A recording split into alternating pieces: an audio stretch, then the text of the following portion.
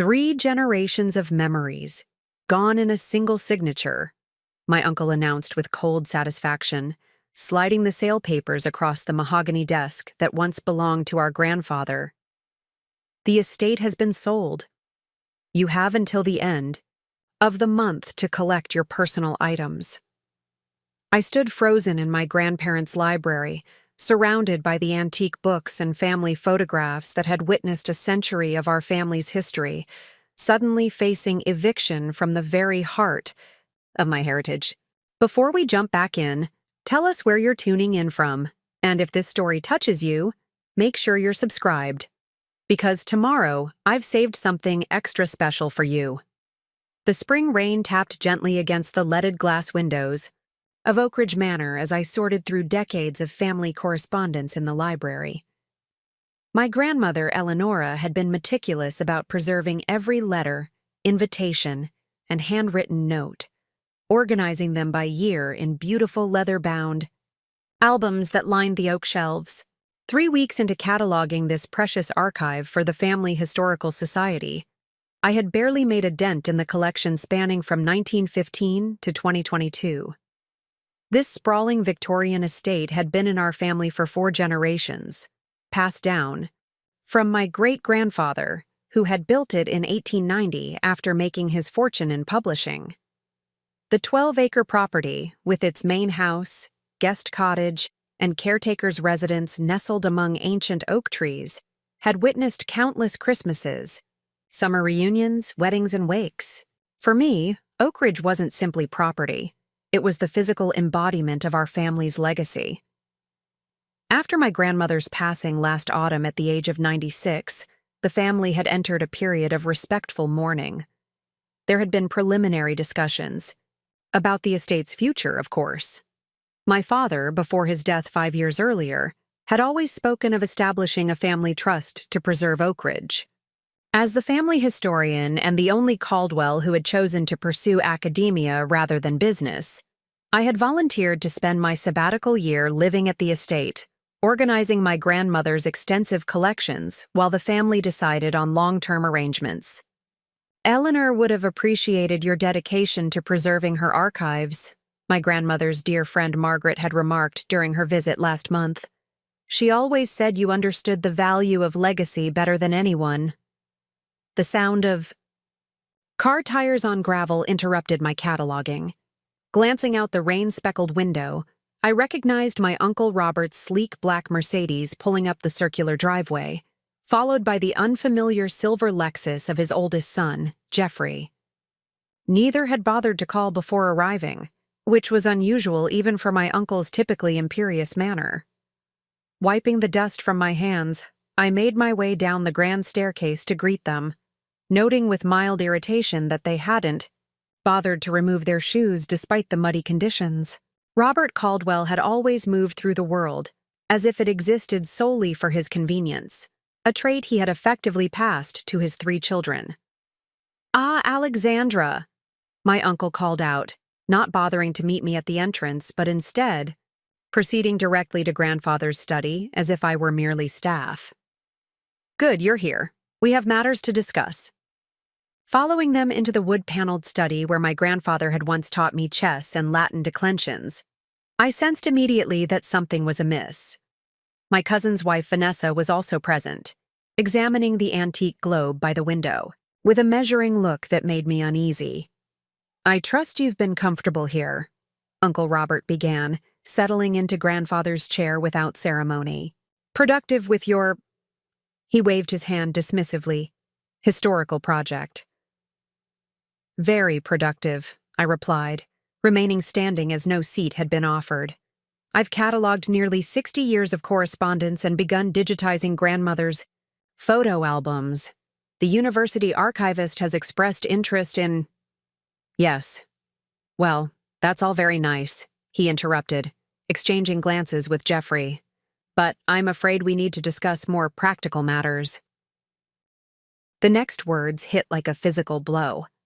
3 generations of memories, gone in a single signature, my uncle announced with cold satisfaction, sliding the sale papers across the mahogany desk that once belonged to our grandfather. The estate has been sold. You have until the end of the month to collect your personal items. For several seconds, I could only stare at the documents, my brain refusing to process their implications. That's not possible, I finally managed. Grandmother's will specified a 6-month period before any decisions about the estate could be made. We're only in month 4, and there's been no family meeting, no consensus. The estate wasn't governed by Eleanor's will, Jeffrey cut in, his tone suggesting I was embarrassingly uninformed. The property was transferred to the Caldwell family holdings 5 years ago, with Dad as primary executor. It was a tax strategy Grandmother agreed to when her health began declining. I've never heard of any transfer, I said, my voice sounding distant to my own ears as shock gave way to disbelief. You weren't directly involved in Grandmother's financial affairs, Robert replied with the patronizing tone he reserved for what he considered women's confusion about business matters. It was a complex arrangement, but completely legitimate. The paperwork was all properly executed. And who exactly have you sold Oak Ridge to? I asked, fighting to keep my voice steady as I picked up the sales agreement. The purchasing entity was listed as Meridian Development Partners. A very reputable development company, Vanessa chimed in, her designer heels clicking on the hardwood as she approached. They've done lovely luxury residential communities all through New England. They're planning to preserve some architectural elements while converting the property into 14 executive homes. Very exclusive. The casualness with which she described the dismantling of our family home made my stomach turn. And the family library? Grandmother's collections? The garden she spent 60 years cultivating? I asked, already knowing the answer. You have 4 weeks to remove any personal items you wish to keep, Robert repeated, glancing at his watch. The developers have generously allowed that timeline before beginning preparations for demolition. Demolition? I echoed hollowly. You're going to bulldoze a historic home that's been in our family for over a century. Alexandra, Jeffrey sighed, as if I were being deliberately obtuse. The property taxes alone are astronomical. The maintenance costs, the staffing requirements, it's financially unsustainable as a private residence. This sale represents a significant return on investment for all family shareholders. Shareholders, I repeated.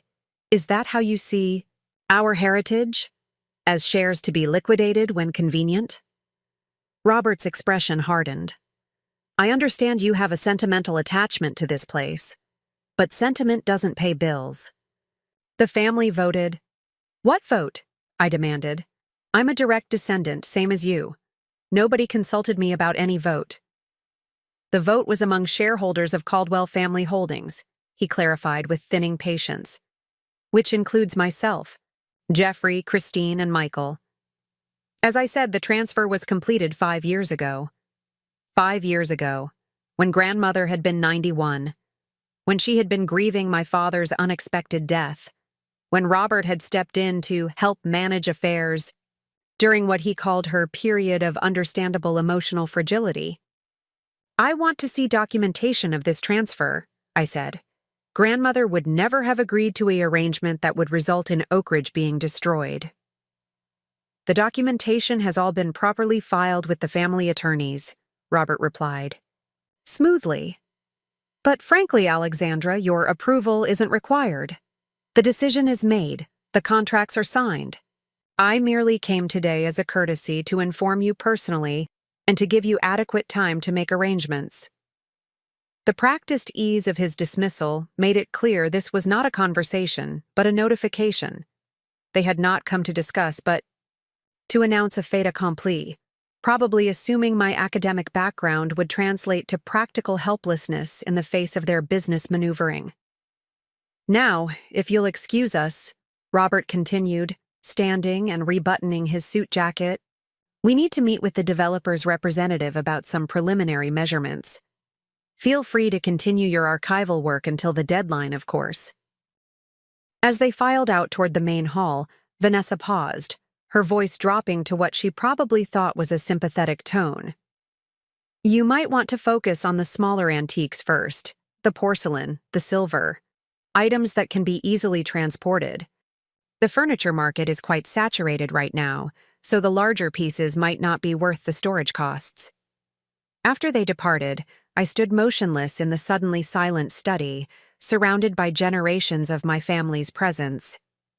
My grandfather's collection of first editions lined the walls. The portrait of my great-grandmother hung above the fireplace. My own childhood art still sat framed on the side table where grandmother had proudly displayed it, alongside photographs spanning a century of Caldwell history. The magnitude of what was happening slowly crystallized. Not just my eviction from a house, but the erasure of a physical connection to my ancestors. The destruction of a place that held our collective memory within its very walls. I sank into my grandfather's leather chair, my fingers absently tracing the worn armrests where his hands had rested for decades.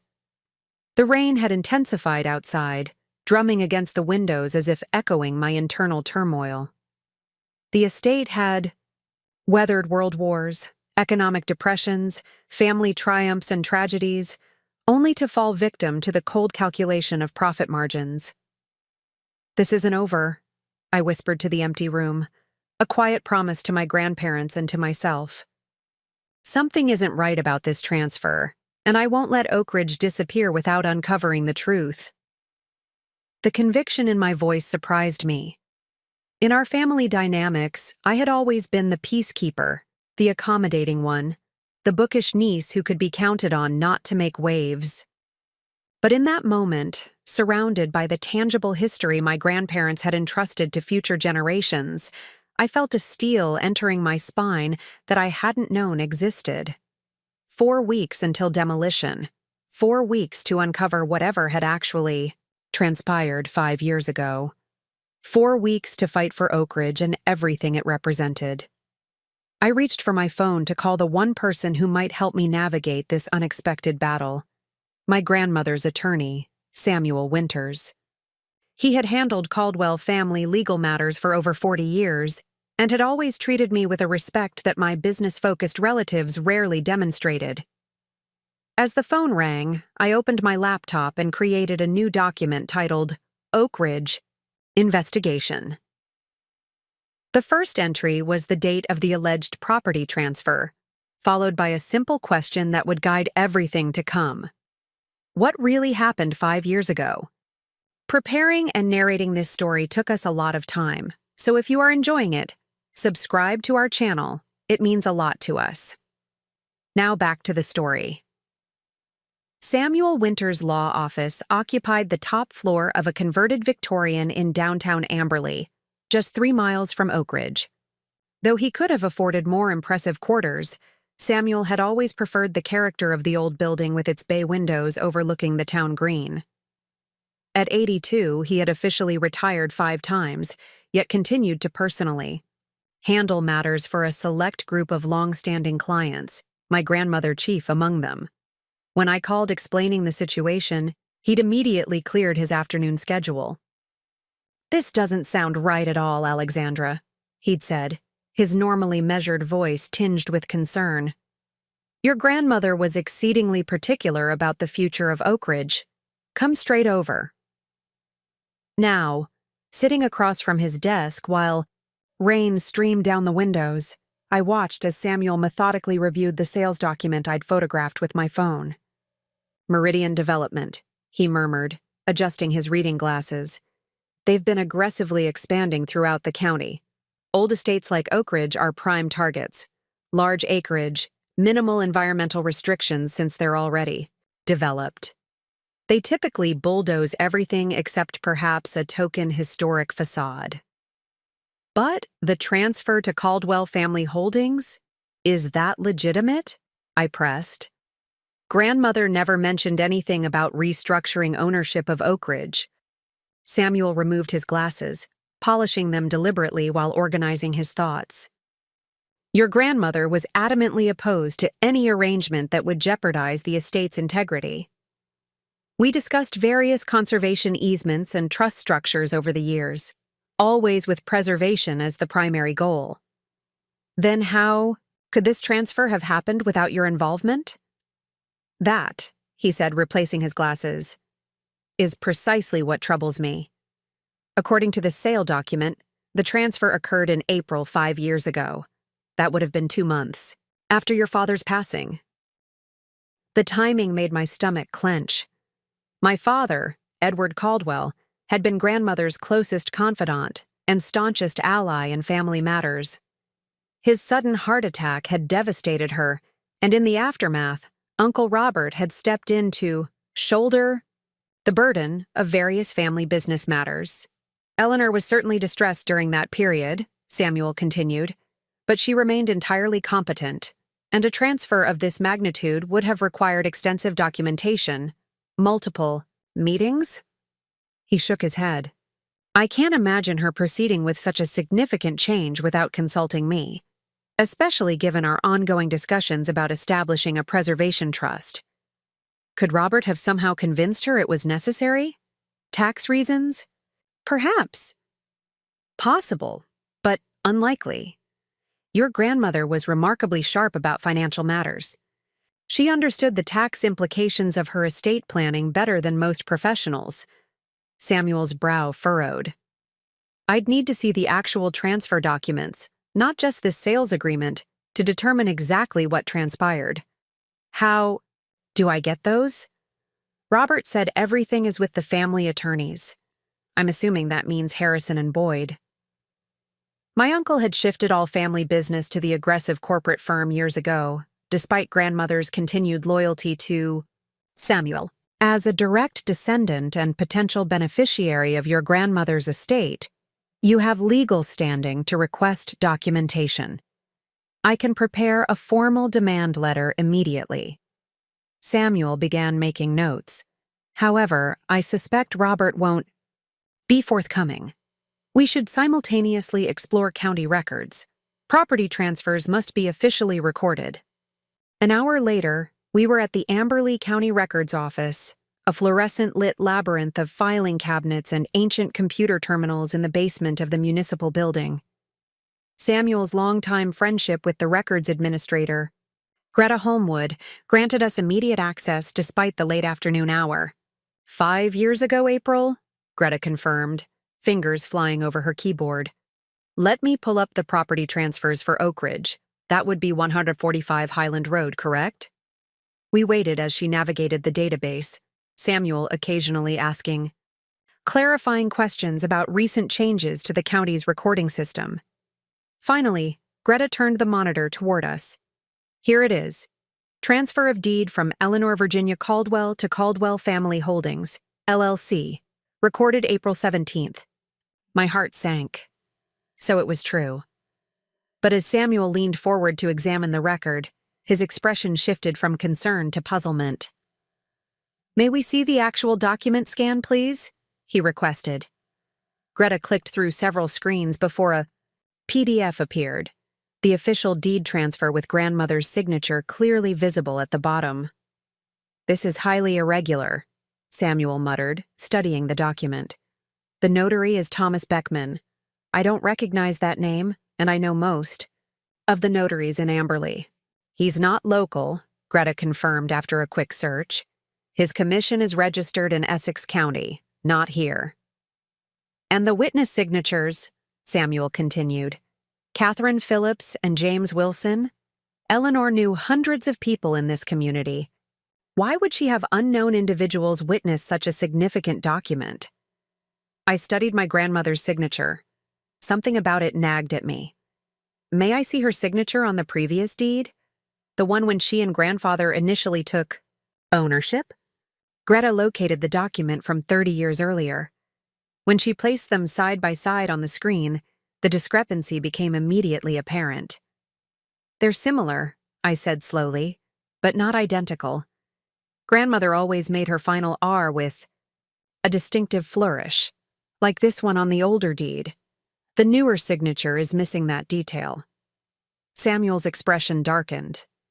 We need copies of everything, Greta. And I'd like to confirm whether any other Caldwell properties were transferred during this period. 30 minutes and several document fees later, we had our answer. Not just Oak Ridge, but 3 other family properties had been transferred to Caldwell Family Holdings within the same week. The lake house in New Hampshire, the apartment in Boston, and the small office building downtown that had housed the original Caldwell Publishing headquarters. Back in Samuel's office, surrounded by stacks of property records, we tried to piece together what had happened. This appears to be a coordinated restructuring of all major Caldwell real estate assets, Samuel observed. But the timing and execution raised serious questions. Eleanor was still in mourning for your father. The notary and witnesses are unknown, figures from outside the community. And the signatures, while similar enough to pass casual inspection. You think they're forgeries, I stated flatly. Samuel chose his words carefully. I think there are sufficient irregularities to warrant further investigation. Property transfers executed under questionable circumstances can potentially be invalidated, but we would need compelling evidence. Like proof that grandmother never actually signed these documents, or that she was somehow coerced. Precisely. Or evidence that she lacked proper understanding of what she was signing. He tapped his fingers thoughtfully on the desk. We need to track down these witnesses, and the notary. And we need to establish your grandmother's actual whereabouts and condition during the week these transfers supposedly occurred. I pulled out my laptop and opened my research notes. I've been organizing grandmother's calendars and correspondence as part of my archival work. I should be able to reconstruct her schedule from that period. Excellent. And I'll begin inquiries about this notary, Thomas Beckman. Something about this entire arrangement feels orchestrated. Samuel fixed me with a serious gaze. Alexandra, you should prepare yourself. If what we suspect is true, if Robert somehow engineered fraudulent transfers of your grandmother's properties, this could become an extremely contentious legal battle. I understand. The magnitude of what we were potentially uncovering made my pulse quicken. But Oak Ridge is worth fighting for, not just the property itself, but what it represents. Grandmother's wishes, our family's legacy. Indeed. Samuel's expression softened slightly. Eleanor often remarked that of all her grandchildren, you were the one who truly understood the value of heritage, not just as financial assets, but as living connections to our past and foundations for our future. As I gathered my materials to leave, a realization struck me. The library, grandmother's records. If there's evidence about these transfers, it might be in her personal papers. I need to search more thoroughly before Robert realizes what we're doing. Be discreet, Samuel cautioned. If your suspicions are correct, Robert has already demonstrated he's willing to go to extraordinary lengths to control these assets. Don't underestimate what he might do if he believes his arrangements are being threatened. Driving back to Oak Ridge through the rainy evening, I felt a curious mix of dread and determination. The possibility that my uncle had actively defrauded his own mother, my beloved grandmother, to gain control of family properties was deeply disturbing. Yet beneath the shock and betrayal lay a steely resolve that surprised me. For years, I had accepted my designated role in the family hierarchy. The academic, the historian, the keeper of stories deemed interesting, but ultimately less valuable, than the real work of business and finance that occupied Robert and his children. My father had been the only one who truly valued my perspective, and after his death, I had retreated further into my scholarly pursuits, avoiding confrontation with Robert's increasingly controlling management of family affairs. But as Oak Ridge emerged through the mist ahead of me, its grand silhouette outlined against the darkening sky, warm lights glowing from windows that had witnessed over a century of Caldwell history, I felt something fundamental shifting within me. This wasn't just about property rights or family disagreements. This was about truth, justice, and honoring the legacy my grandmother had spent her lifetime protecting. If Robert had indeed manipulated or forged documents during my grandmother's period of grief, he hadn't just betrayed her trust. He had attempted to rewrite our family's story through deception. As the family historian, I could not allow that false narrative to stand unchallenged. I parked near the side entrance, away from the main drive where visitors would immediately be visible from most of the house. For the first time, I felt like an investigator in my childhood home, acutely aware that the 4-week countdown to potential demolition was already underway. Whatever evidence existed within these walls, I needed to find it quickly, before it disappeared forever beneath the bulldozers of Meridian development. The soft glow of my desk lamp illuminated stacks of leather-bound journals and meticulously labeled folders spread across the library table. For 3 nights since my meeting with Samuel, I had systematically worked through my grandmother's personal archives, searching for any evidence related to the property transfers. The grandfather clock in the hall struck midnight, its resonant chimes echoing through the quiet house as I rubbed my tired eyes. My search had yielded several promising discoveries. First, I'd found my grandmother's appointment calendar from the period in question, which showed she had been in Boston for a medical consultation the very day the Oak Ridge transfer was supposedly signed in Amberley. Second, I'd uncovered correspondence between grandmother and her financial advisor dated just 2 months before the transfers, discussing plans to establish a conservation trust for Oak Ridge, directly contradicting any notion that she intended to reorganize ownership for development. Most compelling was a journal entry from 3 months after the alleged transfers. Robert continues to press about modernizing our family holdings. I've made my position clear. Oak Ridge must remain intact for future generations. Edward would have insisted on it, and I will honor his vision. Nothing in these materials suggested grandmother had any knowledge of transferring her properties to a holding company controlled by Robert. The evidence was circumstantial but mounting. A floorboard creaked somewhere in the east wing, pulling me from my thoughts. Though Mrs. Winters, the housekeeper, lived in the caretaker's cottage, she rarely entered the main house after dinner. I held my breath, listening intently. Another creak, followed by the distinct sound of a door opening and closing. Someone else was in the house. I quickly gathered the most critical documents into a folder and switched off the desk lamp. Years of childhood exploration had taught me every secret passage and service corridor in the old house. Moving silently through the library's side entrance, I made my way through the narrow hallway that once allowed staff to move unobtrusively between rooms. Voices drifted from the direction of the study, one unmistakably my cousin Jeffrey's, the other unfamiliar. I crept closer, positioning myself near the hidden service entrance that opened behind a bookcase.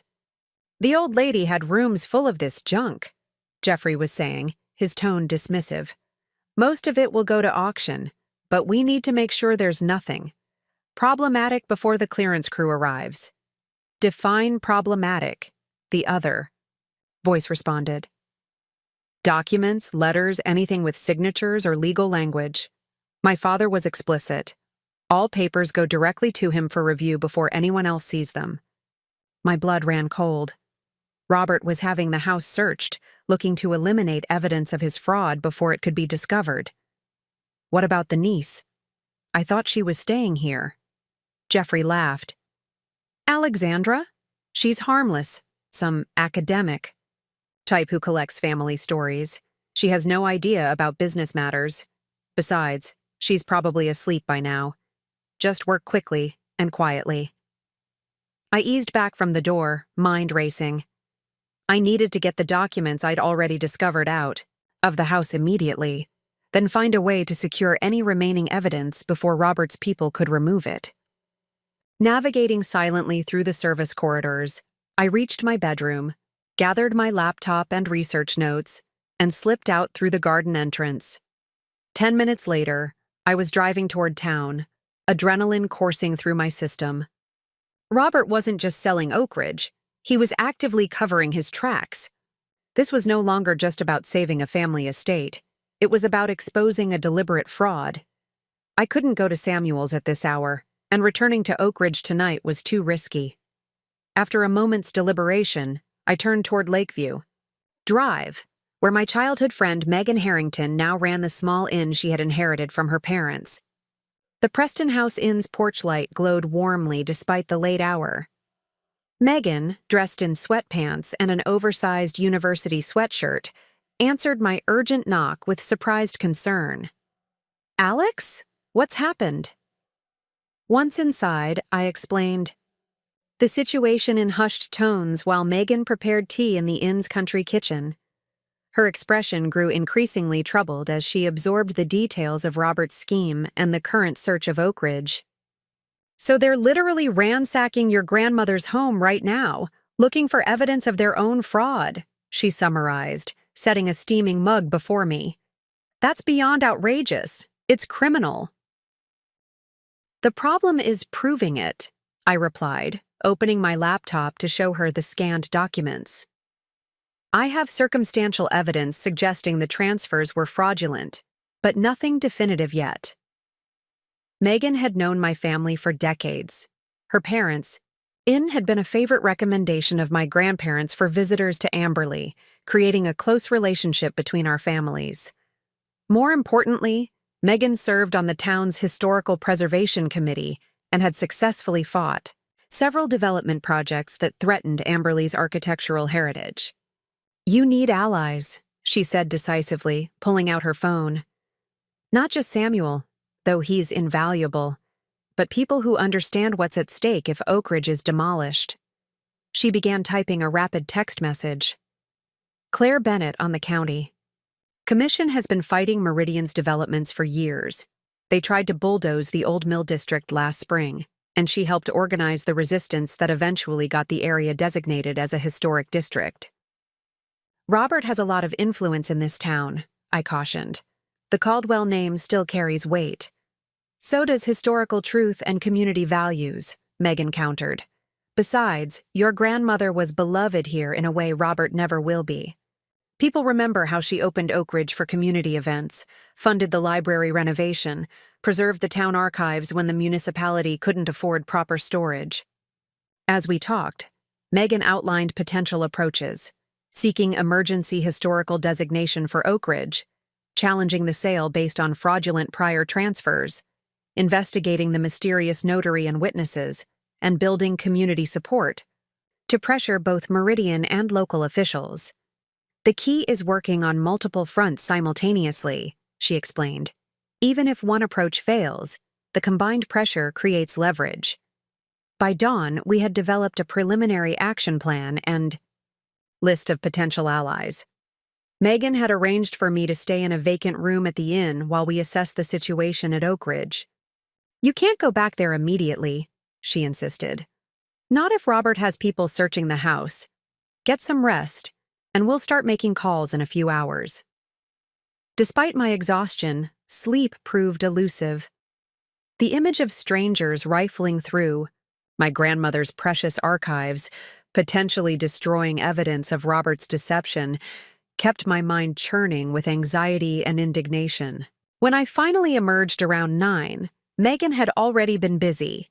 Claire Bennett from the county commission was waiting in the inn's private dining room, along with Martin Rodriguez, an architectural historian who had documented several historic Amberley homes for preservation records.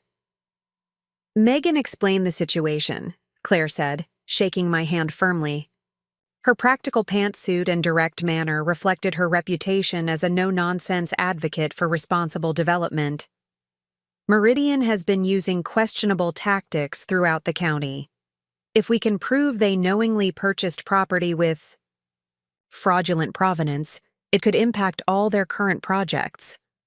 Martin nodded agreement. Oak Ridge isn't just personally significant to your family, Alexandra. It's architecturally important to the entire region. The original McIntyre design, the hand-carved woodwork, the intact servants' quarters, these features make it irreplaceable from a historical perspective. We've been documenting the house for years, I explained, showing them my research. So grandmother was passionate about preserving its history. That documentation could be crucial for an emergency preservation petition, Martin replied. If we can secure even temporary protected status, It would prevent demolition while the ownership issues are investigated. Claire studied the property, transfer records I'd obtained. These irregularities are significant. The notary issue alone raises serious questions. I can have my office investigate this Thomas Beckman's credentials more thoroughly. As we discussed strategy, Samuel arrived. With additional news, his investigation into the witnesses had hit an immediate red flag. Neither Catherine Phillips nor James Wilson appeared in any local records, property tax listings, voter registrations, or business directories from the relevant period. Either these individuals were passing through town exactly when needed to witness multiple significant property transfers, he explained, or the names are fictitious. I'm inclined toward the latter conclusion. By early afternoon, our small group had expanded to include Harriet Chen, a retired journalist who had profiled my grandmother for a feature on women philanthropists, and Detective Marcus Washington, Claire's husband, whose expertise in financial crimes offered valuable perspective on the legal implications of the case. Document everything, Marcus advised. Every conversation, every discovery. Create a timeline of events both before and after the suspicious transfers. And secure any physical evidence you've already found. Robert already knows you're staying here, I guarantee it. His words proved prophetic. As we strategized, Megan received a call from her front desk manager. Robert Caldwell was in the lobby, asking to speak with me. He's alone? I clarified, my pulse quickening. Just him, Megan confirmed after checking with her staff. After a moment's deliberation, I nodded. I'll see him. Better to know what he's thinking than wonder. We'll be right in the next room, Claire assured me, her expression firm. Robert entered the private dining room with the confident stride of someone accustomed to controlling every situation. His surprise at finding me calm and composed rather than emotional or flustered was briefly visible before his practiced smile reasserted itself. Alexandra, I was concerned when the housekeeper said you hadn't been home last night. This is quite an unusual arrangement for a sabbatical. His gaze swept dismissively over my notes and laptop. I needed a quiet place to think after learning my family home had been sold without my knowledge. I replied evenly. What brings you here, Uncle Robert? A courtesy, actually. I've arranged for professional archivists to assist with grandmother's papers. They'll be cataloging everything properly before items are distributed or preserved. No need for you to continue handling that alone. The transparent attempt to remove me from access to potential evidence might have intimidated me days earlier. Now, supported by a growing circle of allies and increasingly confident in our investigation, I felt only a calm resolve. How thoughtful. I assume they're the same professionals who were searching the study at midnight, the ones Jeffrey instructed to bring all documents directly to you? A flicker of surprise crossed his face before he recovered. I don't know. What you're imagining, Alexandra? Jeffrey mentioned hiring some assistance with the larger furniture inventory, but let's not pretend, Uncle Robert. I know about the fraudulent property transfers. I know grandmother was in Boston the day she supposedly signed over Oak Ridge. And I know you're desperately trying to eliminate evidence before the sale to Meridian can be questioned. For a moment, Robert's carefully maintained facade cracked, revealing a flash of cold calculation that confirmed every suspicion. Then, just as quickly, his expression shifted to patronizing concern. You're under tremendous stress, clearly. Emotional attachment to childhood places can cloud rational thinking. Perhaps we should discuss this when you're more composed. I'm perfectly composed, I replied, and I'm not alone in this investigation.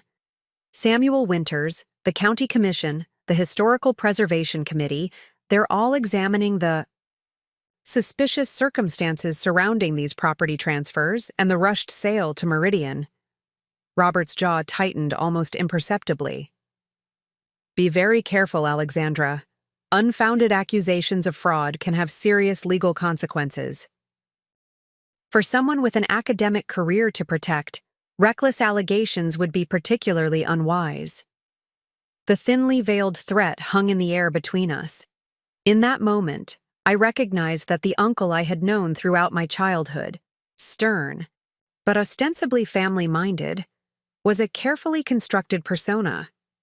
The man before me was a stranger capable of defrauding his own mother and threatening his niece to protect his schemes. I'm not making accusations, Uncle Robert. I'm investigating facts. And if those facts reveal wrongdoing, I'll pursue justice regardless of the consequences. Grandmother deserved better, and so does Oak Ridge. After he left, my allies returned to the room, having heard everything through the partially open door. "He's worried," Marcus observed. "Threats are the refuge of someone losing control of the narrative." "And he practically confirmed the fraud," Claire added. "That comment about being in Boston, you didn't specify which document or date, yet he immediately knew which signing you meant." I nodded, experiencing a curious calm despite the confrontation. "He thinks I'm still the accommodating niece who avoids conflict at all costs. He has no idea what I'm capable of when fighting for something that matters." "Well," Megan said with a determined smile, "I think it's time we show him exactly what we're all capable of." The Amberley Historical Society occupied a stately federal-style building on Maple Street, its brick facade and white columns projecting permanence and authority. As Martin Rodriguez led me through the research archives in the basement, the musty scent of preserved documents and aging leather bindings reminded me of countless hours spent in similar repositories during my academic career. But this time, I wasn't researching distant historical figures.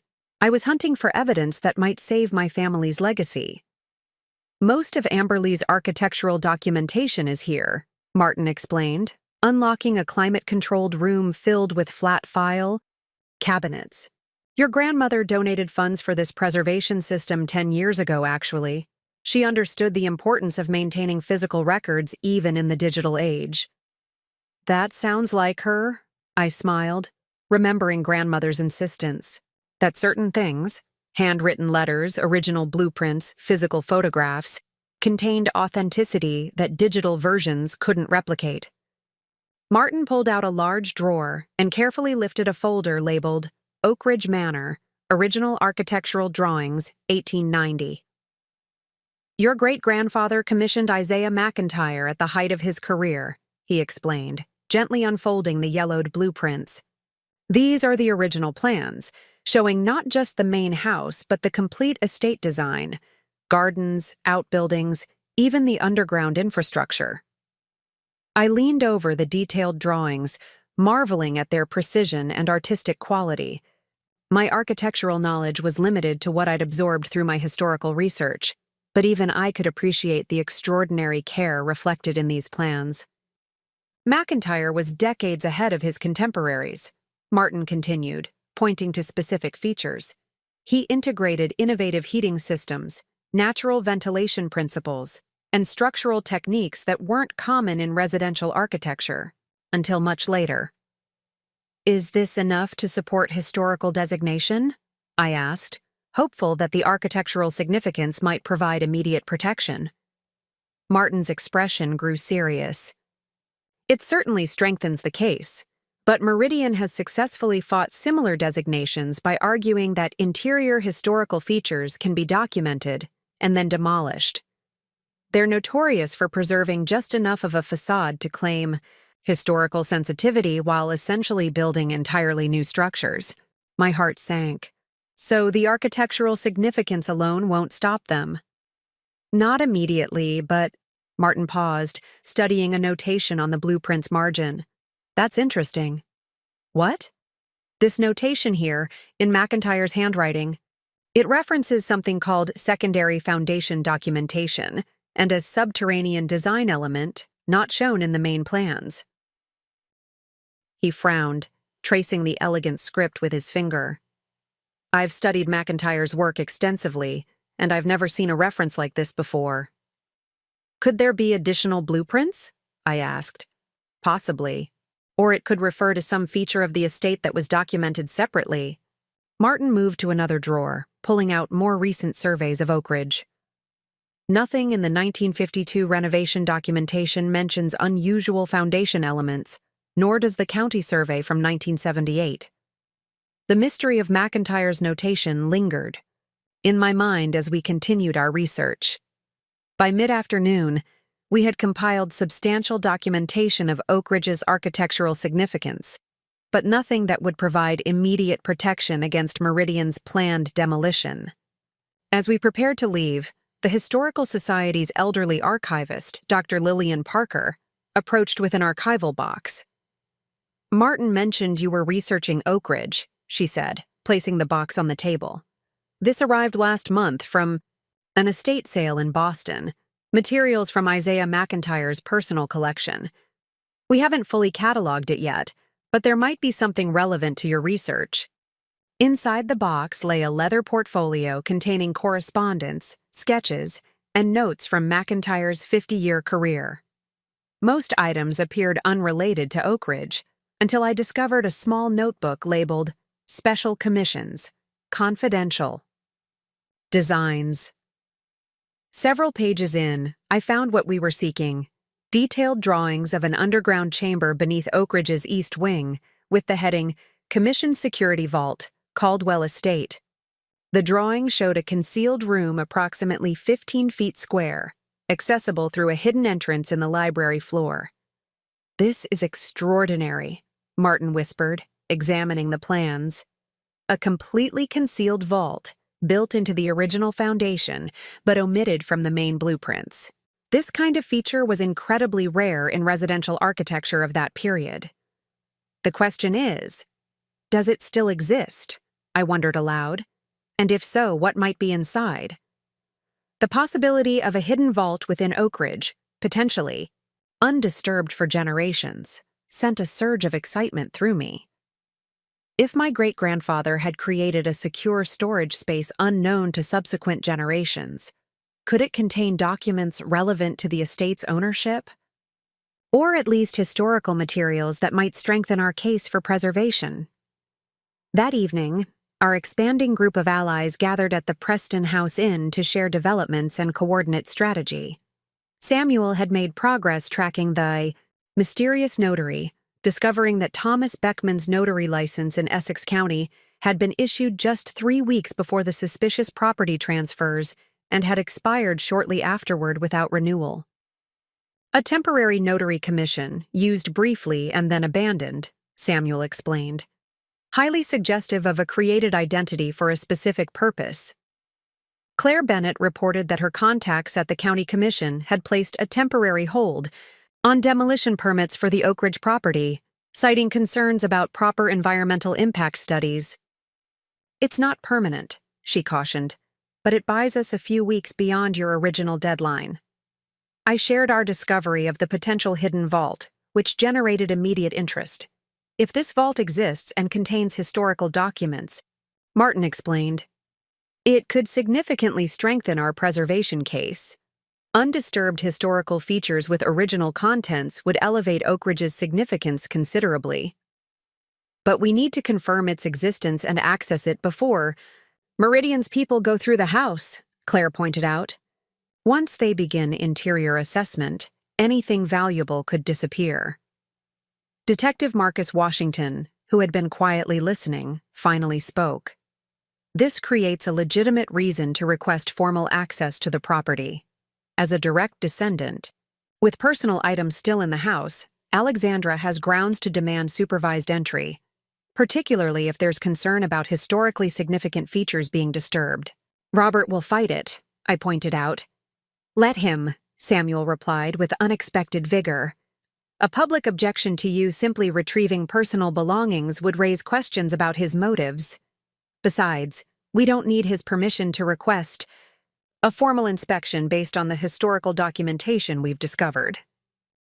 The next morning, Samuel filed emergency motions with the county court requesting both a formal inspection of Oak Ridge based on newly discovered historical documentation and a temporary restraining order preventing any interior modifications until ownership questions were resolved.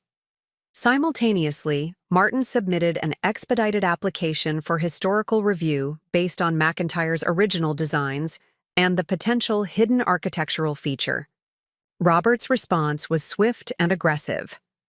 By afternoon, his attorneys had filed counter-motions dismissing our claims as desperate attempts to delay legitimate business proceedings, and characterizing me as an emotionally attached relative, unable to accept necessary family financial decisions. The judge assigned to the case, Eleanor Blackwell, scheduled an emergency hearing for the following morning. As we prepared our presentation, Samuel received concerning news from his courthouse contacts. Judge Blackwell had received substantial campaign contributions from development interests associated with Meridian's parent company. "This doesn't automatically mean she'll rule against us," Samuel cautioned when I expressed alarm, "but we should be prepared for an unsympathetic hearing." That night, unable to sleep despite exhaustion, I found myself poring over McIntyre's vault diagrams again. According to his notes, the entrance was concealed beneath a specific section of library flooring, marked by a subtle pattern variation in the inlaid wood. I had spent countless hours in that library throughout my life without noticing anything unusual about the floor. But I had never been looking for hidden features either. A thought struck me. If the vault existed and had remained sealed for generations, perhaps my grandmother hadn't known about it either. Yet she had meticulously documented every other aspect of Oak Ridge's history. I opened my laptop and searched through my digital catalog of her papers until I found what I was looking for: her handwritten inventory of Oak Ridge's architectural features, compiled during the extensive restoration she had overseen in the 1980s. There, on page 17, was a curious notation. "Eastern Library flooring shows evidence of previous modification. Craftsman report section appears original but was installed separately from main flooring. Historical purpose unclear." She had noticed something unusual but hadn't discovered its significance. The vault might indeed remain intact and undisturbed.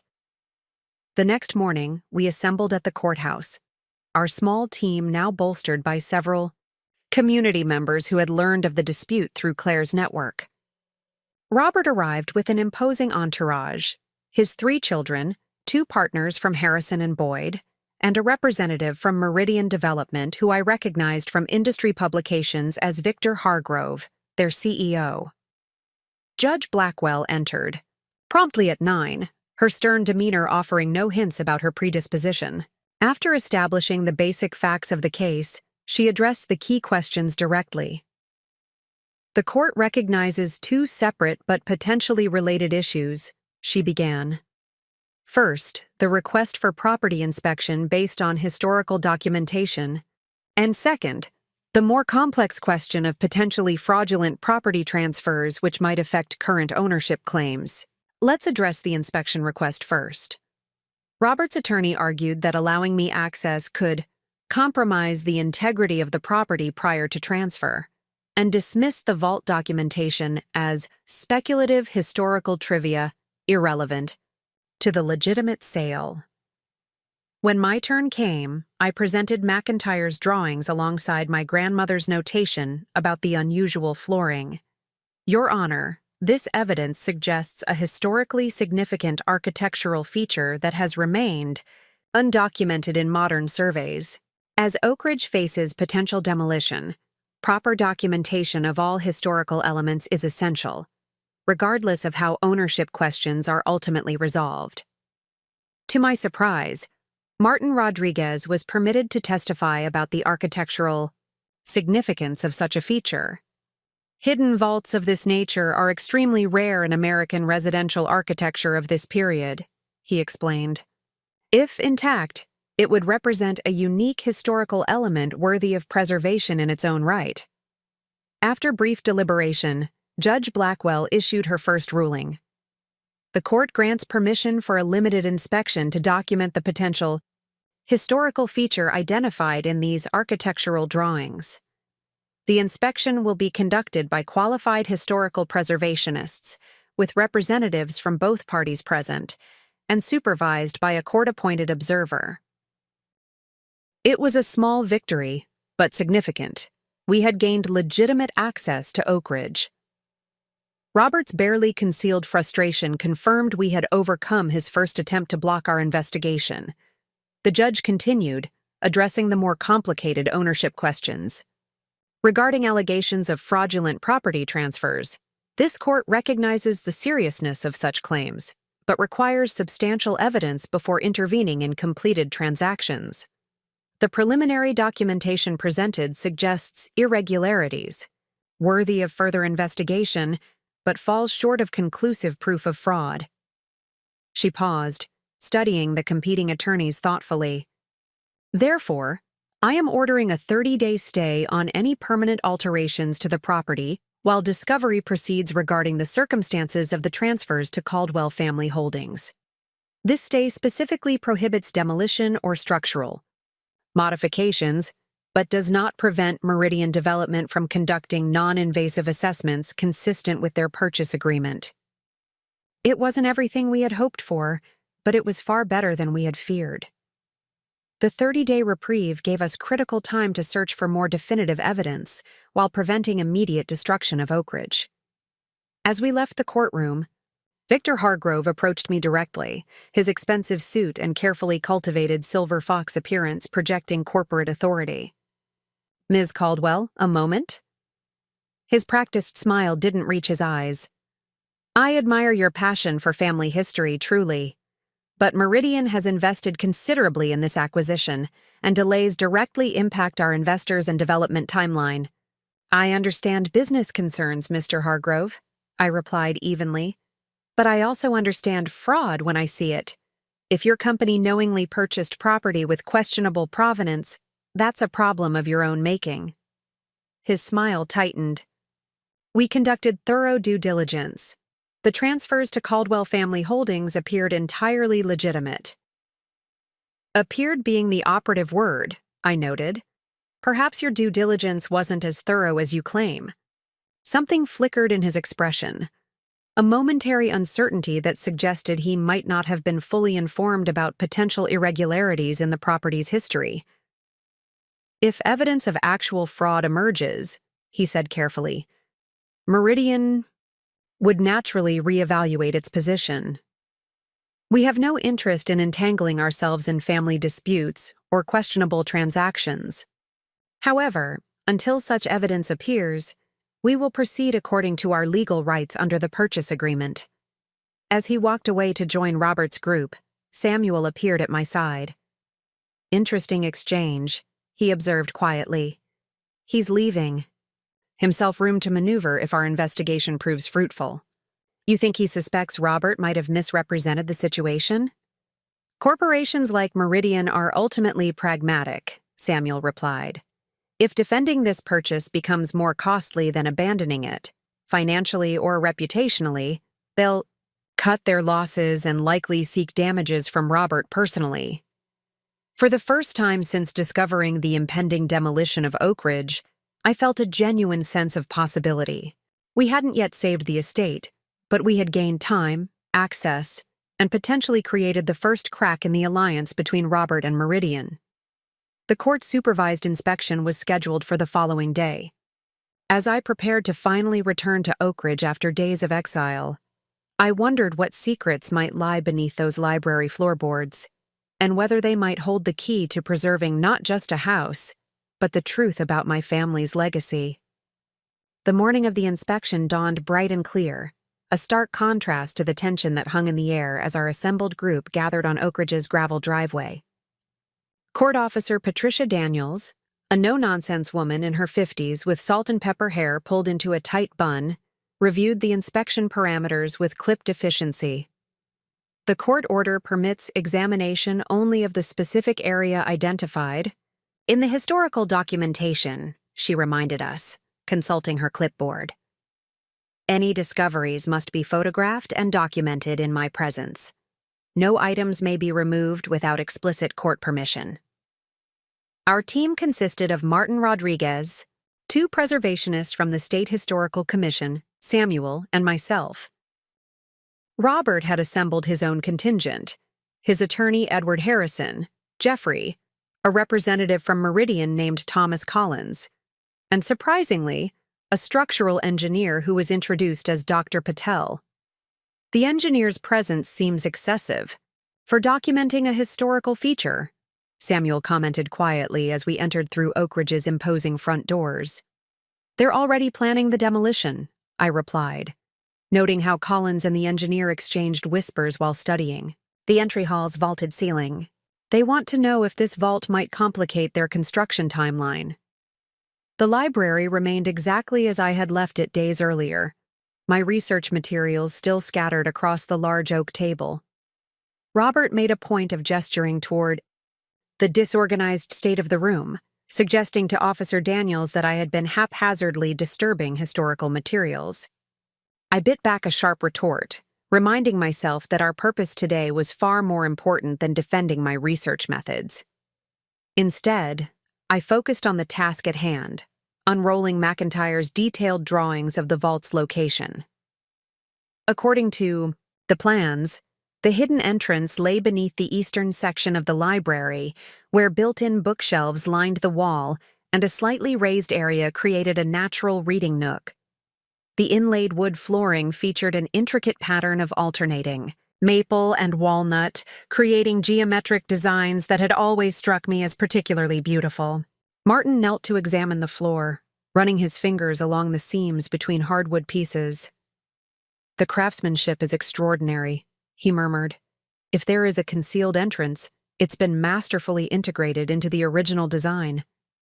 For nearly 30 minutes, our team methodically inspected the flooring, comparing McIntyre's drawings to the actual room dimensions and looking for any indication of a hidden mechanism. Robert's impatience grew visibly, his sighs and glances at his watch becoming increasingly theatrical. "This appears to be a waste of the court's time," Edward Harrison finally announced. "Perhaps Ms. Caldwell's historical discovery is nothing more than architectural fantasy." Just as my own doubts began to surface, Martin called out from behind the central reading desk. "There's something different about this section," he said, pointing to an area where the geometric pattern subtly deviated from the surrounding floor. "The inlay creates a perfect square, approximately 5 feet on each side." The preservationists joined him, murmuring in agreement as they traced the barely perceptible outline. According to McIntyre's drawings, this should be the access point, but how did it open? "The plans mention a concealed mechanism integrated into the surrounding architecture," I said, studying the drawings again. "Something connected to the building itself, not a traditional lock or handle." My eyes swept the nearby bookshelves, which McIntyre had also designed as part of the original library. One shelf contained a series of leather-bound classics, their gold-embossed spines gleaming in the morning light. I had spent countless childhood hours in this library, often curled in this very nook with books from these shelves. A memory surfaced. My grandfather showing me his first edition Dickens collection, explaining how the custom bookcase had been designed with subtle features to protect the valuable volumes. Slight recessing to avoid direct sunlight, specialized shelving angles to reduce binding stress. "The books," I whispered, moving toward the shelf. "They're part of the mechanism." Robert scoffed openly. "Now we're in the realm of childish fantasy. Secret passages opened by pulling the right book?" Ignoring him, I examined the shelves more carefully. If McIntyre had designed a concealed mechanism, it would be elegant and integrated into the room's regular use, not obvious or theatrical. My attention fixed on a small bronze plaque affixed to one shelf, engraved with a quote I had read hundreds of times without truly considering its significance. "In books lies the soul of the whole past time."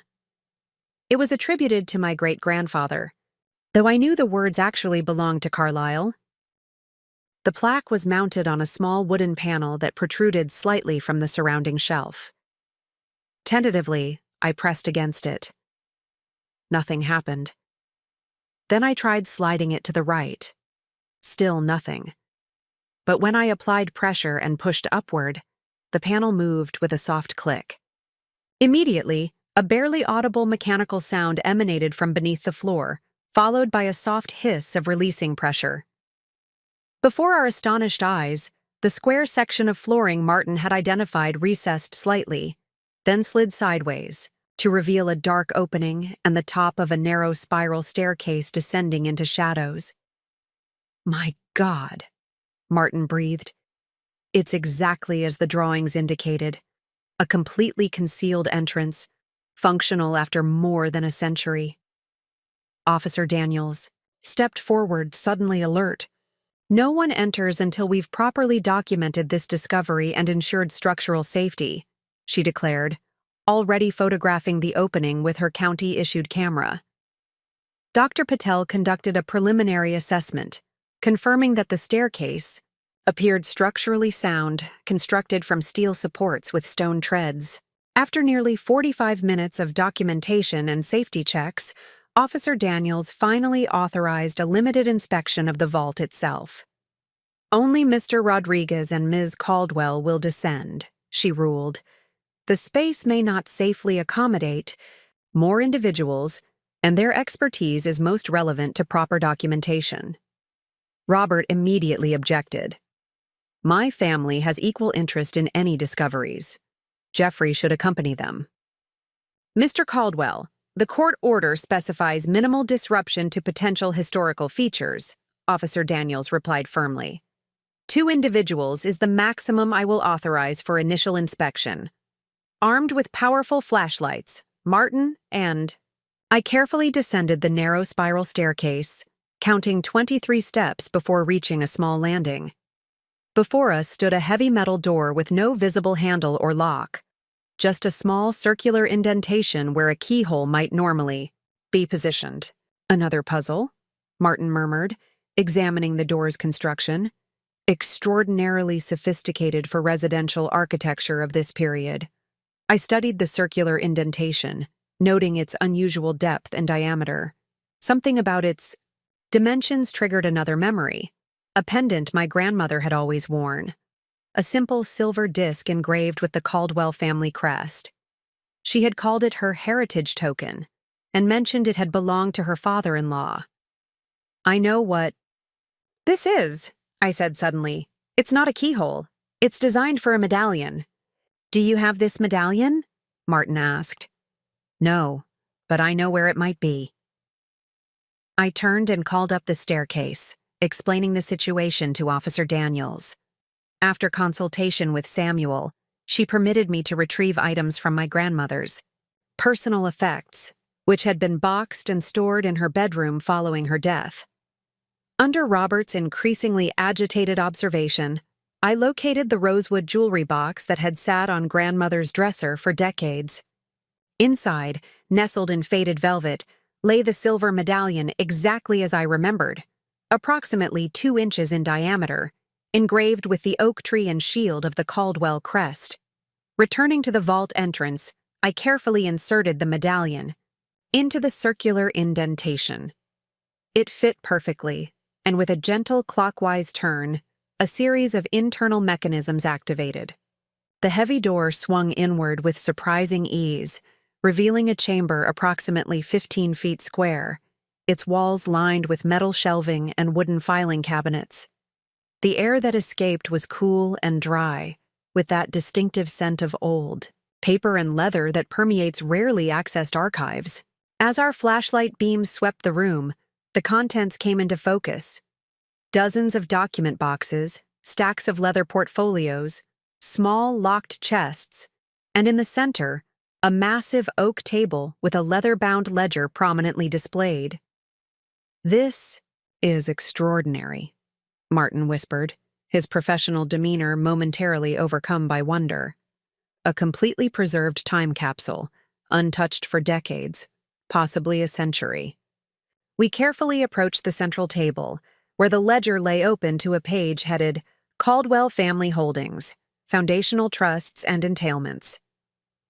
My flashlight illuminated handwritten entries dating back to 1892, detailing the establishment of various family trusts and property designations. "This appears to be a master record of the original family estate planning," I said, carefully photographing each page while Martin documented the vault's contents. My great-grandfather created elaborate provisions for how Oak Ridge and other properties should be maintained and transferred through generations. As we systematically examined the vault's contents, a coherent picture emerged. My great-grandfather, apparently distrustful of conventional legal systems and concerned about potential challenges to his carefully structured legacy, had created this secure repository for the family's most important documents: original deeds, trust instruments, personal correspondence regarding his intentions, and detailed instructions for future generations. Most significantly, we discovered a leather portfolio labeled Perpetual Trusts, Oak Ridge Estate, containing documents that established an irrevocable trust specifically protecting the main house and surrounding 5 acres from sale or substantial modification without unanimous consent of all living direct descendants. If these documents are legally valid, Martin said, carefully photographing each page, they would supersede any subsequent transfers that didn't meet these specific conditions. Which would make Robert's transfer to the holding company invalid, I added, my heart racing with the implications of our discovery. And the sale to Meridian would collapse. After nearly 2 hours in the vault, Officer Daniels insisted we conclude our initial inspection. We had documented dozens of potentially significant documents but had examined only a fraction of the vault's contents. The most critical findings, the trust documents and original deed restrictions, were photographed extensively and recorded in the official court record. As we emerged from the library, Robert's expression had transformed from impatient dismissal to barely controlled fury. He huddled with his attorney while Jeffrey paced nervously nearby. The Meridian representative appeared intensely interested in our findings, peppering Officer Daniels with questions she professionally deflected. The court will receive a complete report of today's inspection, she informed the assembled group. All parties are prohibited from accessing the identified historical feature until Judge Blackwell issues further guidance. Ms. Caldwell, please secure the mechanism. After restoring the library floor to its original appearance, we gathered our materials to depart. As I collected my notes, Victor Hargrove himself appeared in the library doorway, apparently summoned by his colleague. Ms. Caldwell, he said, his corporate charm notably strained, I understand you've made quite a discovery. Perhaps we should discuss potential implications privately. Any discussions will include my attorney, I replied, nodding toward Samuel, and should wait until the court has reviewed today's findings. Hargrove's calculated smile tightened. Meridian has invested significantly in this property based on clear title representations from Caldwell Family Holdings. If there are complications regarding those representations, our issue would be with Mr. Robert Caldwell, not with you directly. The implied shift in allegiance wasn't subtle. Hargrove was already positioning Meridian to extricate itself from the situation while placing responsibility squarely on Robert. How convenient, I observed. Unfortunately, my concern isn't assigning blame but preserving Oak Ridge according to my grandmother's wishes. The documents we've discovered suggest that should have been everyone's priority all along. As we left Oak Ridge that afternoon, I felt a profound sense of vindication mixed with wonder at what we had uncovered. My great-grandfather, anticipating potential threats to his carefully constructed legacy, had created not just a physical vault, but a legal fortress protecting Oak Ridge from precisely the kind of manipulation Robert had attempted.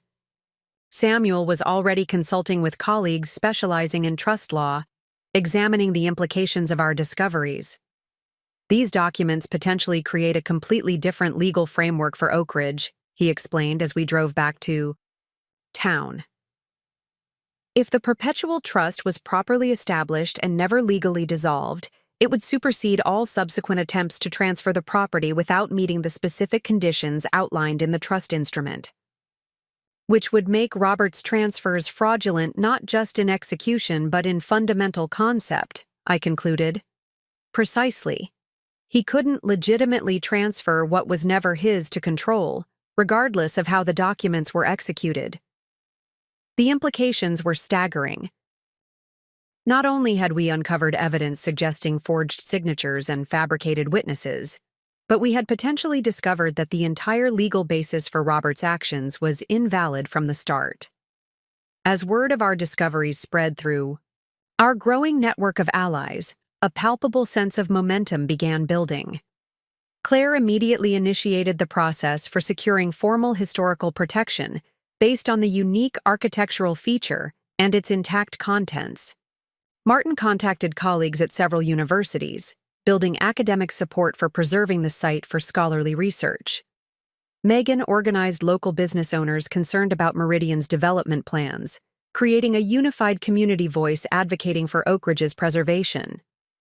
That evening, as our core team gathered at the Preston House to review the day's discoveries and plan next steps, I was struck by how much had changed in just over a week. What had begun as my solitary grief over losing a beloved family home had transformed into a community-wide movement with implications far beyond Oak Ridge itself. What you've uncovered isn't just about saving one historic estate, Claire observed as we reviewed the trust documents. It's about challenging the EAO assumption that development always trumps preservation, that profit inevitably outweighs heritage. That's why so many people have rallied to this cause. Looking around at these dedicated allies, some lifelong friends, others new connections united by shared values, I realized that regardless of the legal outcome, something precious had already been saved. The recognition that some places deserve protection not because of their market value, but because of the memories, history, and community identity they contain. The battle for Oak Ridge was far from over. Robert would undoubtedly fight these discoveries with every legal maneuver available. But for the first time since receiving the devastating news of the estate's sale, I felt absolute certainty that I was fighting not just for a house, but for principles worth defending regardless of personal 3 days after our discovery of the hidden vault. Judge Blackwell called an emergency hearing to address the extraordinary findings at Oak Ridge. The county courthouse's largest courtroom was filled to capacity. Our growing coalition of supporters, numerous members of the press alerted by Claire's media contacts, and an expanded legal team representing both Robert and Meridian Development. As I entered alongside Samuel, the atmosphere crackled with anticipation. Robert sat at the plaintiff's table, flanked by attorneys from Harrison and Boyd, his expression a carefully constructed mask of professional concern.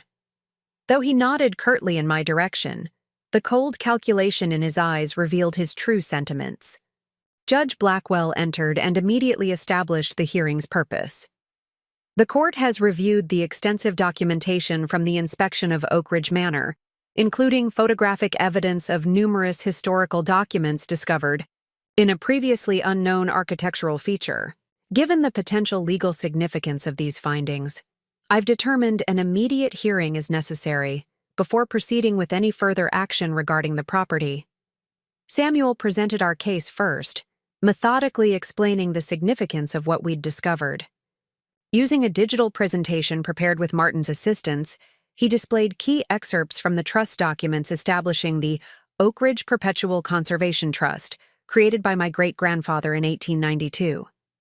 Your Honor, these documents reveal a legally binding trust specifically designed to prevent precisely the kind of transfer and development currently being attempted, Samuel explained. The trust explicitly requires unanimous consent from all living direct descendants before any substantive changes to the estate can occur, a condition clearly not met in this case. Robert's lead attorney, Bradford Mills, immediately objected. Your Honor, these purported historical documents have not been authenticated. They could be forgeries, fabrications, or simply outdated papers superseded by subsequent legal arrangements. An interesting objection, Judge Blackwell noted with raised eyebrows. Given that similar questions have been raised about the property transfers to Caldwell Family Holdings. For the next 2 hours, the hearing proceeded with intensive examination of both the recently discovered trust documents and the suspicious property transfers Robert had orchestrated. Expert witnesses testified about the authentication of century-old documents, the continuity of trust law, and the specific irregularities in the transfers to Caldwell Family Holdings. Throughout this process, I observed Robert's demeanor gradually, shifting from confident dismissal to growing unease as the weight of evidence accumulated against him. When Judge Blackwell called a brief recess, I noticed Robert in intense discussion with Victor Hargrove, their body language suggesting significant disagreement. Samuel leaned closer, following my gaze.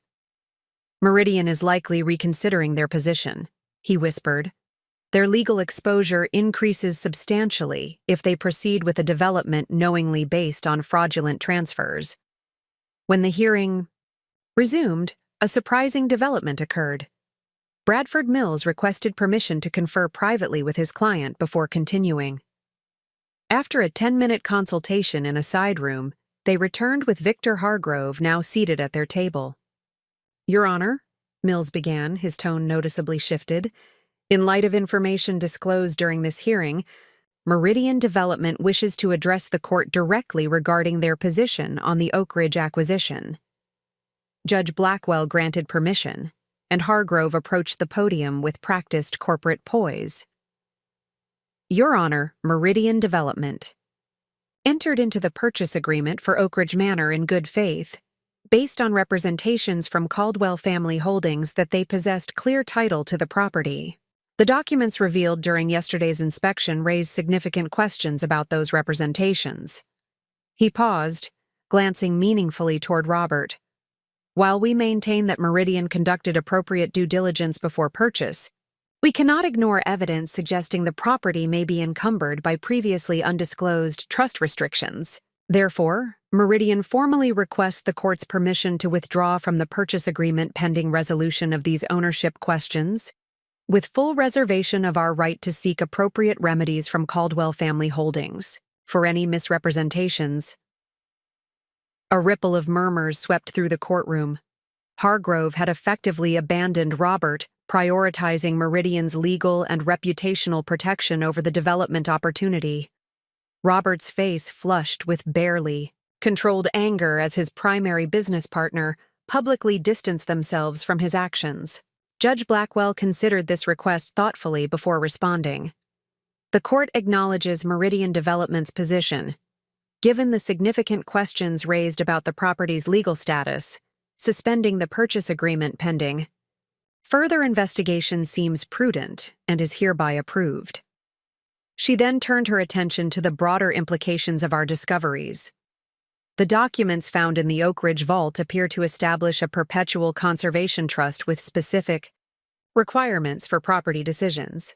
While further authentication is warranted, preliminary examination suggests these documents may indeed create binding restrictions that would invalidate subsequent transfers made without meeting the trust conditions." Robert's attorney immediately raised objections about the enforceability of century-old trust provisions, arguing that modern property law provided mechanisms for modifying outdated restrictions. However, Samuel countered with precedents specifically upholding perpetual conservation trusts when properly established, particularly when subsequent actions showed clear intent to circumvent rather than legally modify the original provisions. After considering both arguments, Judge Blackwell issued her ruling. "The court hereby extends the stay on any physical alterations to Oak Ridge Manor indefinitely, pending full authentication of the trust documents and comprehensive review of their legal implications. Additionally, given the serious questions raised about the validity of transfers to Caldwell Family Holdings, those transactions are suspended pending investigation." She fixed Robert with a stern gaze. "Mr. Caldwell, the evidence presented today raises troubling questions about the methods used to transfer properties formerly belonging to Eleanor Caldwell. This court takes allegations of document falsification extremely seriously. I am referring this matter to the district attorney's office for potential criminal investigation." The courtroom fell silent as the implications of her words registered. Judge Blackwell wasn't just halting the development. She was opening the door to potential criminal charges against Robert for fraud and document falsification. As the hearing concluded, reporters surrounded us seeking comments about the dramatic Developments. Samuel fielded most questions with professional restraint, emphasizing that our primary concern remained honoring my grandmother's wishes for Oak Ridge's preservation. When asked directly about my reaction to the potential criminal investigation of my uncle, I chose my words carefully. This case has never been about personal conflict. It's about upholding principles of honesty, preserving important historical heritage, and ensuring that legal processes are respected. Whatever consequences come from that pursuit of truth, I stand by our decision to bring these issues to light. As we departed the courthouse, Claire pulled me aside with exciting news. The State Historical Commission voted unanimously this morning to fast-track Oak Ridge's application for historical designation, based on Martin's documentation of the vault and its contents. Once formalized, that designation would provide another layer of protection against future development attempts. This additional victory reinforced the growing momentum of our preservation efforts. What had begun as my solitary stand against seemingly insurmountable odds had evolved into a multifaceted campaign with legal, historical, and community dimensions all aligned toward saving Oak Ridge. Later that afternoon, as our team celebrated these developments at the Preston House, an unexpected visitor arrived. Jeffrey, Robert's oldest son, requested to speak with me privately. Though surprised by his appearance, I agreed to meet him, in Megan's office away from the main gathering. "I owe you an apology," he began awkwardly, his usual confidence notably absent. "I didn't know about the forged documents or the hidden trust. Dad kept the details of the transfers from all of us, just saying it was standard estate planning grandmother had agreed to." His apparent sincerity surprised me. "You never questioned why grandmother would suddenly agree to arrangements that would lead to Oak Ridge's destruction, after she spent her entire life preserving it?" Jeffrey looked genuinely uncomfortable. Dad said her health was declining, that she wanted to simplify things while she still could. I should have questioned it more, but he trailed off, then admitted, "It was easier to believe what he told us." "Why are you here now?" I asked directly. "The district attorney's office contacted me this morning. They're scheduling interviews with everyone involved in the Caldwell Family Holdings transactions." He hesitated, then continued more quietly. "But that's not the only reason. Seeing that vault, the care your great-grandfather took to protect Oak Ridge for future generations, it made me realize I've been complicit in something that goes against our family's true legacy." His unexpected moment of reflection seemed genuine, though I remained cautious about his motivations. "What are you suggesting, Jeffrey?" "I don't know exactly," he admitted, "but I want to help fix this somehow. I have documents from the formation of Caldwell Family Holdings that might help establish exactly how the fraudulent transfers were executed. And I'm willing to testify about conversations with my father regarding his plans for the properties." This offer potentially provided crucial evidence for both the civil case and any criminal investigation. However, I recognized the personal cost such testimony would exact. Jeffrey would essentially be providing evidence against his own father. "Have you considered what this might mean for your relationship with Robert?" I asked. A flash of pain crossed his face. "Yes, but I've also considered what it means to be part of this family. Grandmother always said the Caldwell name came with responsibilities, not just privileges. I haven't honored that very well." His words echoed my own journey over the past 2 weeks. From viewing myself as powerless against Robert's machinations, to recognizing my responsibility to protect our shared heritage. Jeffrey seemed to be undergoing a similar, if belated, realization. "If you're serious about helping, Samuel would be the person to speak with about your evidence," I told him. "But Jeffrey, this has to be your decision, made for the right reasons. Not just because you see which way the legal winds are blowing." He nodded, acknowledging the justified skepticism. "I understand, and I don't expect instant trust. But I want to be on the right side of this, even if it's late." After Jeffrey departed to meet with Samuel, I rejoined our celebration, sharing this unexpected development with Claire and Megan. Their reactions mirrored my own cautious optimism. Jeffrey's cooperation could significantly strengthen our position, though. His motivations remained somewhat unclear. "People sometimes surprise you," Megan observed, "especially when forced to confront the consequences of their actions.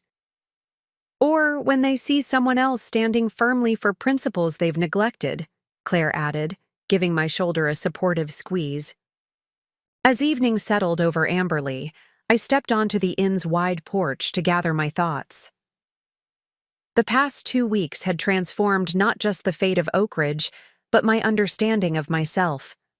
The quiet academic who had always avoided confrontation had discovered an unexpected capacity for advocacy, strategic thinking, and resilient determination when defending something truly meaningful.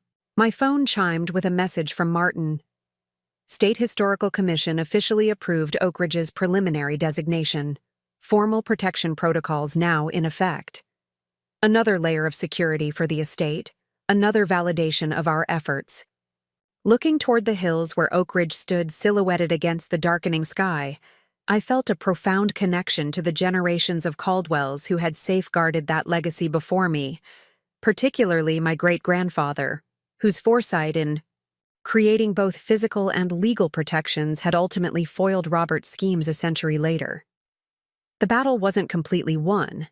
Authentication of the trust documents would take time, and Robert would undoubtedly continue fighting through every available legal channel. The criminal investigation might or might not result in charges, but the immediate threat of demolition had been averted, and each day brought new allies, additional protections, and stronger legal positions supporting Oak Ridge's preservation. More importantly, this struggle had revealed the power of principled persistence against seemingly overwhelming odds. By refusing to accept Robert's initial pronouncement as final, by methodically gathering evidence and building alliances, by standing firmly for values beyond mere financial calculation, we had changed what once appeared to be an inevitable outcome. As I contemplated these developments, Samuel joined me on the porch, his expression suggesting additional news. "Jeffrey's documents are potentially decisive," he confirmed. "They include internal communications explicitly acknowledging that Eleanor never approved the transfers and discussing methods to circumvent her wishes. If authenticated, they provide clear evidence of fraudulent intent." "Will Jeffrey really testify against his own father?" I asked. Samuel nodded solemnly. He seems genuinely determined to correct this situation, whatever the personal cost. People are sometimes capable of surprising courage when finally confronted with the full implications of choices they've participated in. This observation resonated deeply with my own experience of the past weeks, discovering courage I hadn't known I possessed when the stakes became sufficiently meaningful. Perhaps Jeffrey was experiencing a similar awakening, albeit from a very different starting point. As darkness enveloped Amberley, the lights of town creating a warm glow against the night sky, I reflected on how quickly perspectives can shift when we choose to stand firmly for our deepest values. What had initially seemed like the devastating loss of a beloved family home had become a catalyst for unexpected growth, community connection, and the discovery of hidden strength. Whatever challenges still lay ahead in securing Oak Ridge's future, I now faced them with confident determination rather than desperate hope. Transformed by the very struggle I had never wanted, but now recognized as profoundly necessary. Not just for preserving a house, but for honoring truth itself. 3 weeks after our courthouse victory, Oak Ridge was transformed from a house under threat to a center of community activity. The State Historical Commission's official designation had triggered a comprehensive documentation project, bringing historians, architects, and preservation specialists to the estate daily. The vault's contents, now carefully cataloged under Martin's supervision, had revealed additional historical treasures beyond the crucial trust documents, including original correspondence from notable figures of the 1890s, architectural sketches, for buildings never constructed, and detailed journals chronicling the early days of Amberley's development. Your great-grandfather wasn't just protecting his family's legacy, Martin explained as we examined a portfolio of hand-drawn community planning documents. He was preserving a vision for how the entire region might develop with attention to both natural resources and quality of life. Many of his concepts were remarkably forward-thinking for his era. These discoveries had attracted attention far beyond our local preservation efforts. The University of Massachusetts Architectural Heritage Program had expressed interest in establishing a research partnership centered on Oak Ridge, potentially creating both academic resources and sustainable funding for ongoing maintenance. Meanwhile, the legal proceedings continued advancing decisively in our favor. Judge Blackwell had appointed independent experts to authenticate the trust documents, and their preliminary findings strongly supported both their legitimacy and ongoing legal validity.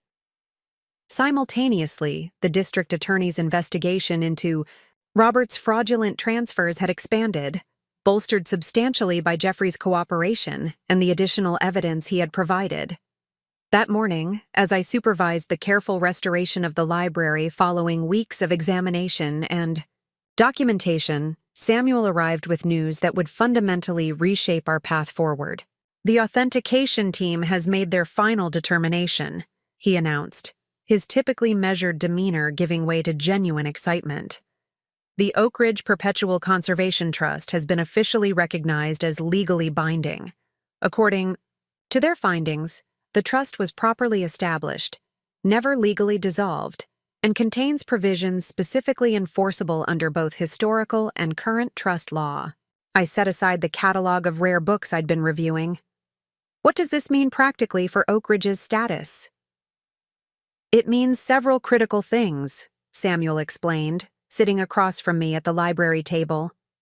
"First, all purported transfers to Caldwell family holdings are now officially invalidated, as they violated the explicit terms of the trust.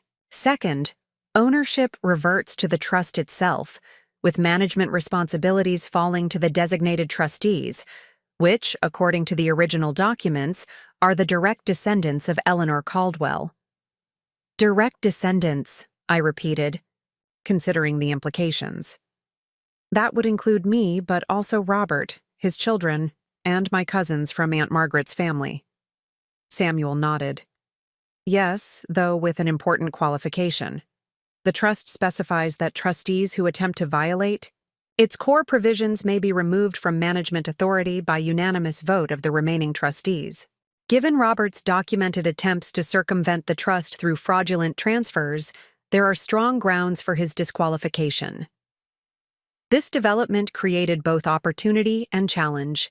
The trust's recognition created an unassailable legal foundation for Oak Ridge's protection, but the shared management responsibility raised new questions about how to move forward constructively with family members who had been on opposite sides of an increasingly bitter dispute.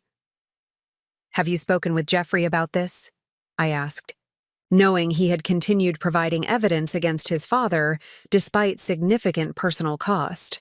His cooperation had cost him his position at the family investment firm and created rifts with his siblings who remained loyal to Robert.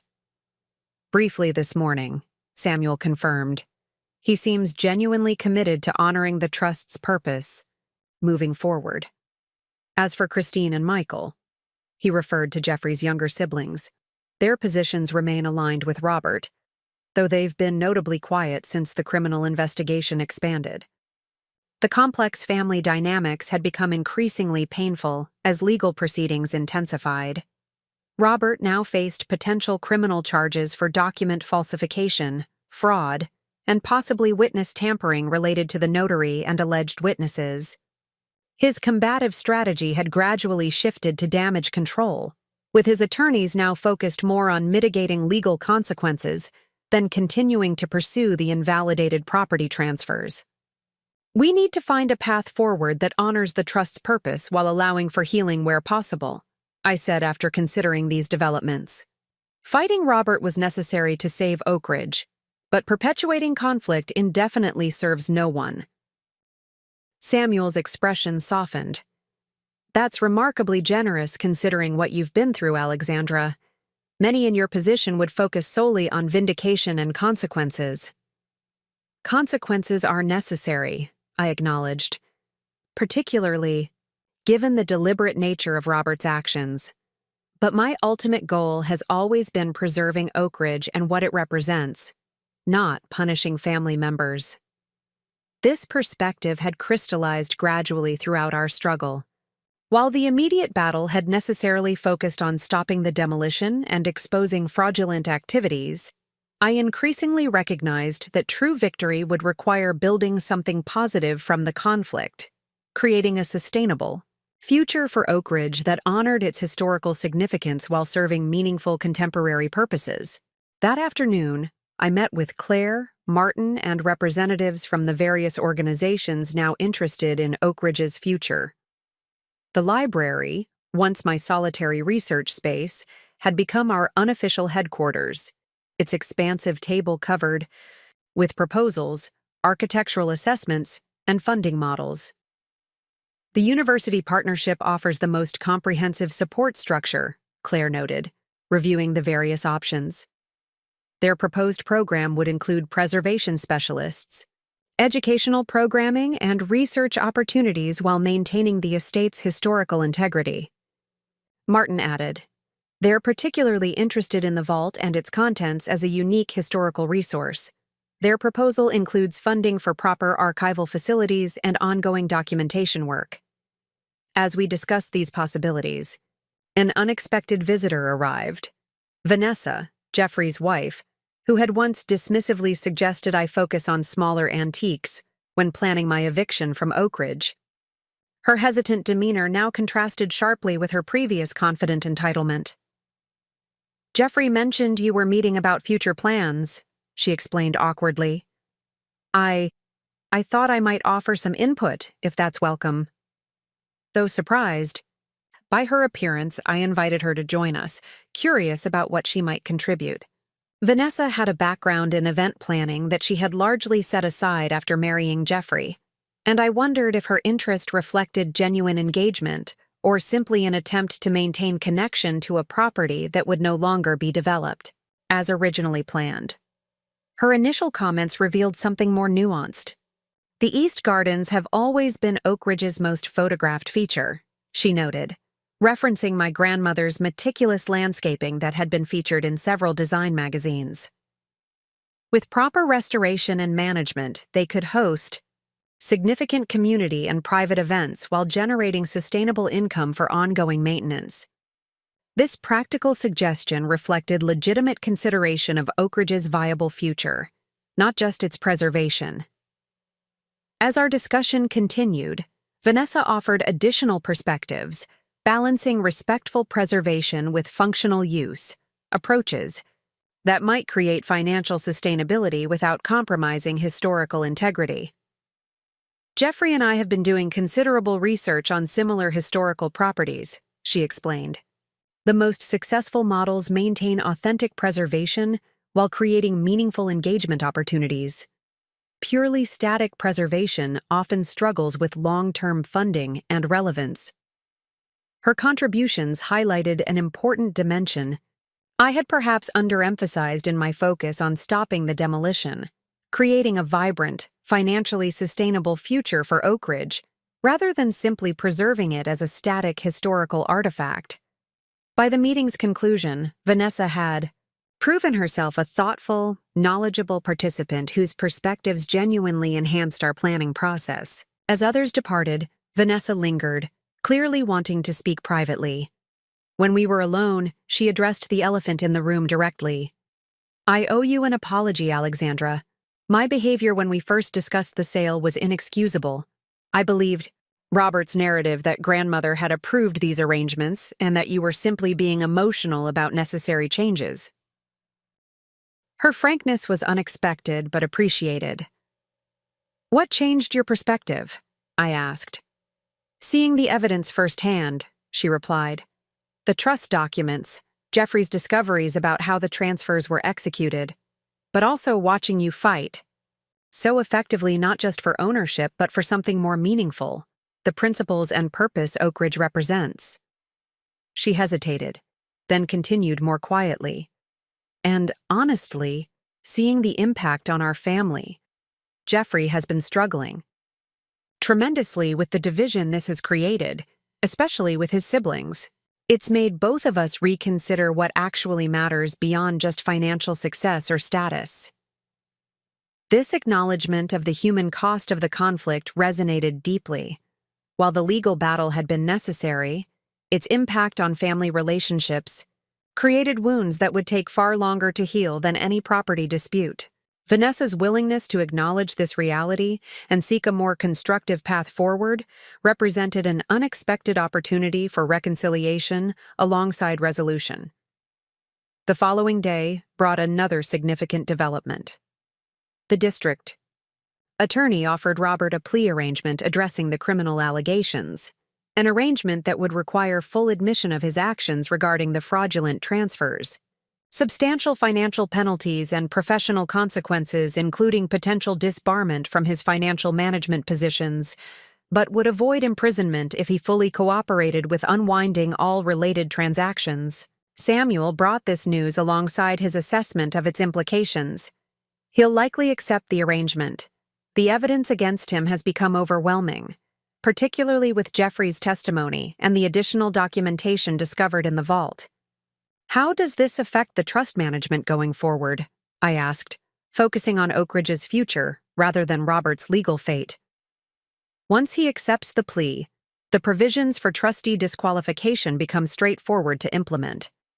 You and the other uninvolved family members would then have full authority to establish the management structure moving forward. This development accelerated our timeline for implementing a sustainable plan for Oak Ridge.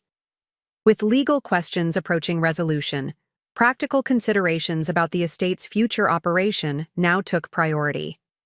The university partnership offered promising educational and research dimensions, while Vanessa's event management perspective addressed financial sustainability. Claire's connections with preservation groups provided additional resources and expertise for authentic restoration of both the buildings and grounds. As these various elements coalesced into a comprehensive vision, I found myself increasingly drawn to a leadership role I hadn't initially anticipated.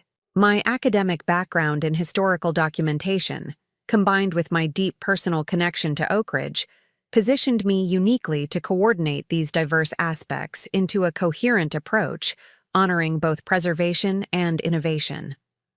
Up next, you've got 2 more standout stories right on your screen. If this one hit the mark, you won't want to pass these up. Just click and check them out. And don't forget to subscribe and turn on the notification bell so you don't miss any upload. From us!